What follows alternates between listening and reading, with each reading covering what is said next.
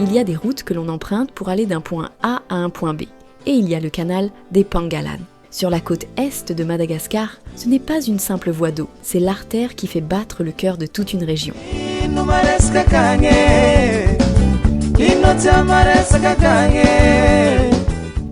Un fleuve façonné par l'homme, long de près de 700 km, qui a tissé les destins de milliers de vies. Ici, le temps ne se compte pas en heures, mais au rythme de l'eau. Pour de nombreux habitants de cette côte, c'est une des voies de communication principales. Une route fluviale où se croisent les péniches de marchandises, les pirogues des pêcheurs et les bateaux de croisière. C'est le marché de la vie, où les rires et les histoires se mélangent au bruit du moteur. On y transporte tout, du bois, du riz et surtout l'espoir d'un avenir meilleur.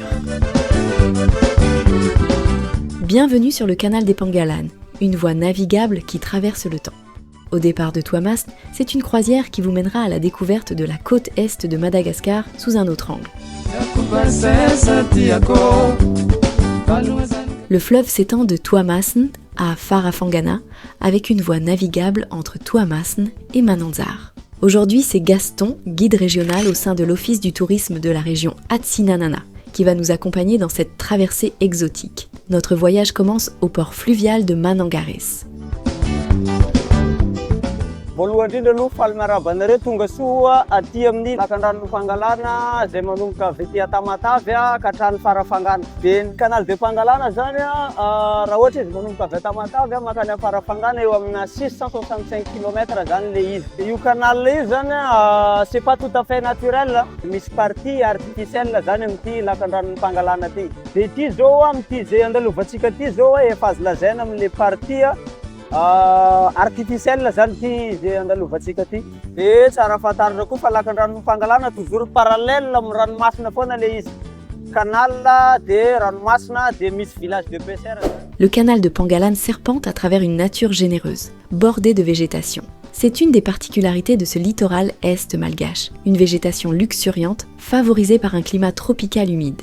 Le long de ces berges, la vie s'est organisée autour du fleuve. Des maisons flottantes aux villages isolés, le canal est la source de tout. C'est le garde-manger où l'on pêche le poisson du jour, mais aussi la cour de récréation des enfants. Ici, le lien avec l'eau est intime. Il fait partie de l'identité, se transmet de génération en génération. Regny zao avy agny amina presque 40 km miala ny Tamatavy zao misy anjareo mandeha aty. Fa izy tsy vita une journée ia zareo mitondra kakazo. Fa izy tsy vita une journée.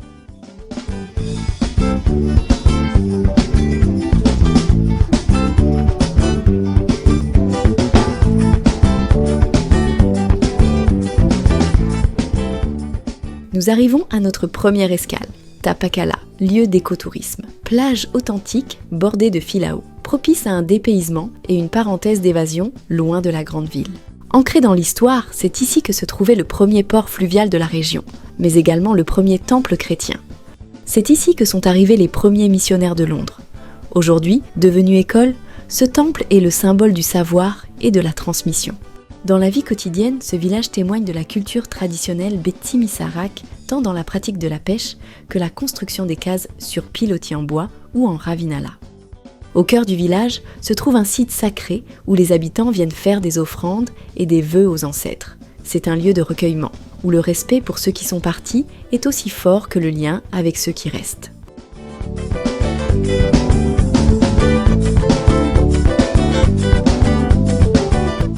Le paysage sur le canal est dominé par le ravinala, le fameux arbre du voyageur. De son nom malgache qui signifie l'arbre de la forêt, le ravinala se distingue par sa sève abondante, potable et facile à extraire d'un coup de machette. Sur les eaux tranquilles, les nénuphars flottent comme des tapis de verdure, et les pièges à poissons témoignent d'une tradition de pêche séculaire. En continuant notre chemin, nous arrivons à Andranukudic, deuxième village de pêcheurs sur le canal des Pangalan. Ce qui se passe sur l'eau est une chose, mais ce qui s'y prépare est tout aussi important. Dans ce village, la tradition se perpétue.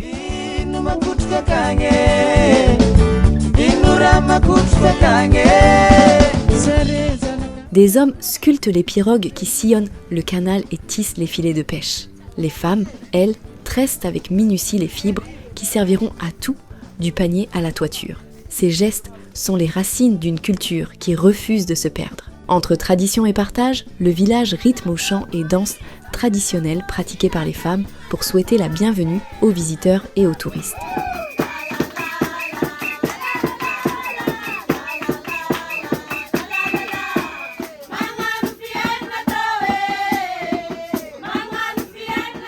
Ceux qui souhaitent passer une nuit ou un séjour sur place pourront loger chez l'habitant pour une immersion culturelle au cœur des villages typiques de la côte est de Madagascar.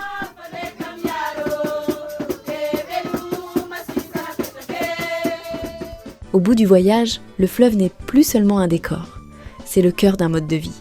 C'est la route qui relie, l'histoire qui se transmet et le temps qui s'écoule. C'est le témoin d'un peuple qui a fait de l'eau son allié. Comme ici, dans sa barque, on aperçoit un pêcheur en complète harmonie avec le fleuve, l'âme légère, et on l'entend qui chantonne.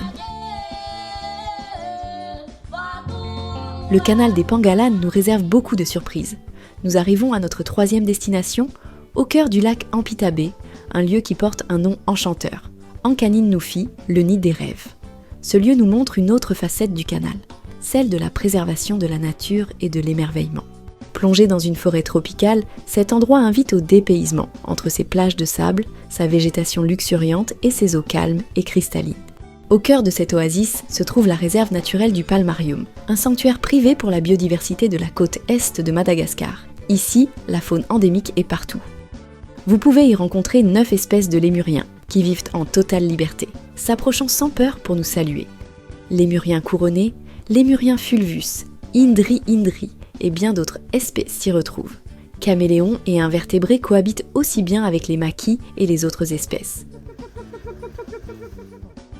Zany Palmarium réserve izy ity de 50 hectares zany ny forêt tsika io. De manana 6 espèces zany atsika lémurien anatin'le 50 hectares.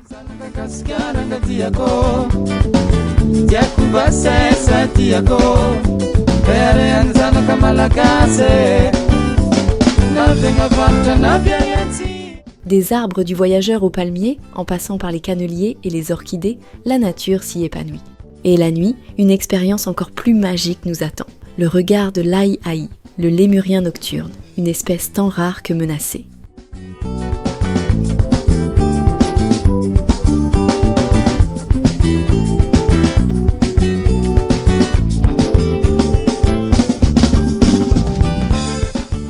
Ankanin Nufi s'éloigne doucement dans le sillage de notre bateau. Mais le voyage se poursuit, nous révélant d'autres facettes de ce canal des merveilles. Plus loin sur le canal se trouve Manambatu, un lieu de villégiature entouré par les 2 fameux lacs de Rasoabe et Rasoamasai. Très prisé des vacanciers, le village est joignable par 2 voies, celle de la navigation sur le fleuve et une voie routière. Avec de nombreuses accommodations, ce lieu de vacances est idéal pour se ressourcer et profiter des eaux douces du lac. Ici, la détente se mêle à l'aventure. On peut s'adonner au kayak ou au beach volley, ou simplement se prélasser sur la plage. Pour les lève-tôt, la montagne des amoureux offre un spectacle inoubliable. Après une courte et facile randonnée de 15 minutes, on peut admirer un lever de soleil et profiter d'une vue panoramique des lacs. Et au coucher du soleil, la lumière se fait poésie sur la plage de sable blanc, à quelques minutes en bateau de Manambatu. C'est un endroit merveilleux pour finir la journée et regarder les couleurs se refléter sur l'eau.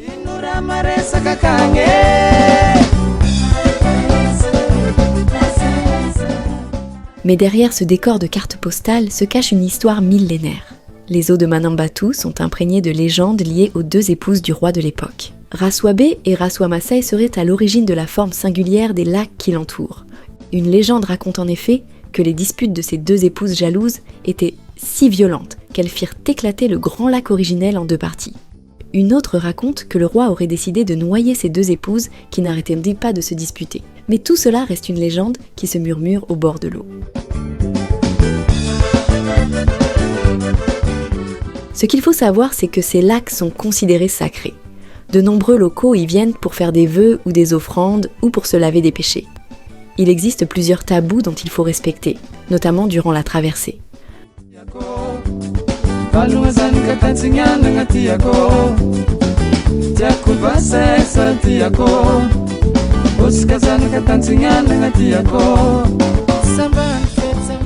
Après le calme des lacs et la magie de la nature, notre croisière sur le canal nous mène vers sa dernière grande halte, Ambil-Alemansu. Ce village est une parenthèse à part. C'est ici que l'eau du canal se rapproche le plus de la puissance de l'océan Indien. D'un côté, on retrouve l'ambiance paisible de la vie fluviale. De l'autre, la mer offre une plage aux vagues puissantes, un spot prisé par les amateurs de surf. Ambila est la destination idéale pour ceux qui rêvent de se ressourcer loin de l'agitation. Les vacanciers y trouvent une atmosphère sereine, propice aux activités de plein air et à la flânerie. On peut se baigner dans les eaux douces du canal ou s'aventurer en mer pour la pêche. On peut aussi explorer les alentours, avec des sentiers de randonnée qui mènent au village et à la rencontre des artisans du canal. Lieu de convergence, il est aussi le point de rencontre entre deux mondes. C'est la dernière halte pour le train qui relie Muramang et Tuamasne, marquant un point de non-retour avant d'arriver à la grande ville portuaire. Au bout du voyage, le canal des Pengalan n'est plus seulement un décor sur la carte. C'est le cœur d'un mode de vie. C'est la route qui relie, l'histoire qui se transmet et le temps qui s'écoule. Le canal des Pengalan, c'est bien plus qu'un fleuve. C'est le témoin d'un peuple qui cohabite en harmonie avec l'eau et la nature.